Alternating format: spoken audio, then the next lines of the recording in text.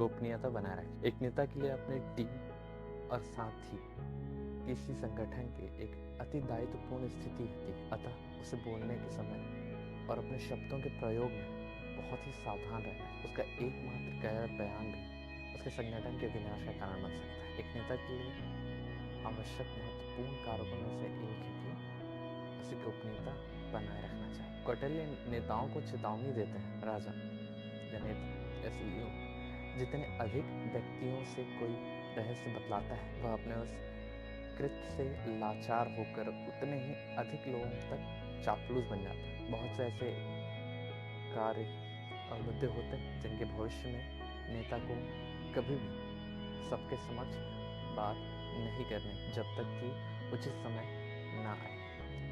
उसे इन गोपनीय मुद्दों को सार्वजनिक नहीं करना चाहिए। किसी भी संगठन में कोई भी कार्य 3 चरणों में होती है। संकल्प का चरण, तैयार करना, और फिर सुपुर्दगी का चरण। प्रत्येक चरण में कुछ न कुछ ऐसी गोपनीय बातें होती हैं जिन्हें नेता को अपने तक ही सीमित रखनी चाहिए। उसे कभी भी दूसरे को या गुप्त जानकारी नहीं देनी चाहिए। यदि वह अपनी गोपनीयता बनाए दूसरों को बताता है तो उसका परिणाम क्या होगा? इसकी 2 संभावित प्रतिक्रियाएं होंगी, जो इस प्रकार। उसे झुकना पड़ता है। नेता को उन सभी लोगों के समक्ष झुकना पड़ता है जो उसके रहस्य से परिचित है।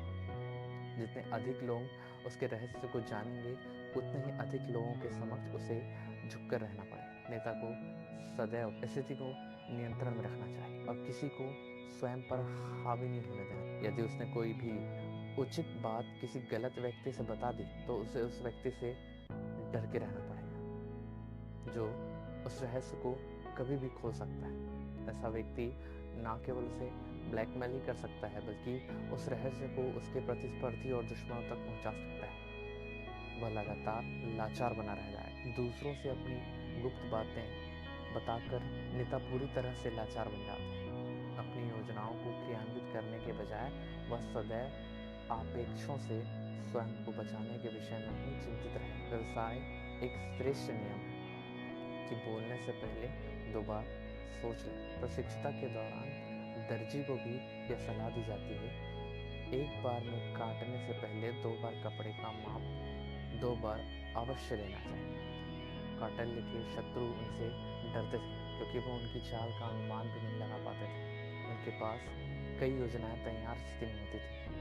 यदि एक योजना असफल हो जाती थी, तो दूसरी योजना से वो वार करने में तत्पर रहते थे, जिससे उनके शत्रु विस्मित रह जाते। स्वतंत्रता सेनानी चंद्रशेखर आजाद एक अन्य ऐसे व्यक्ति थे जो सदैव सभी के लिए रहस्य बने रहे। उन्होंने अपने अगले कदम के विषय में कभी भी किसी को नहीं बताया। न केवल ब्रिटिश शासन बल्कि भगत सिंह जैसे उनके अनेक टीम के सदस्यों को भी उनकी गुप्त बातों की कोई जानकारी नहीं होती थी। उनका विश्वास था कि ये आजाद है, अर्थात सदैव मुक्त रहने वाले सच्चे अर्थों में स्वतंत्र रहना चाहते थे। वे दूसरों के लिए अनजान बने रहे। इस प्रकार स्पष्ट है कि स्वतंत्र रहने के लिए आवश्यक है कि हम अपने मुंह बंद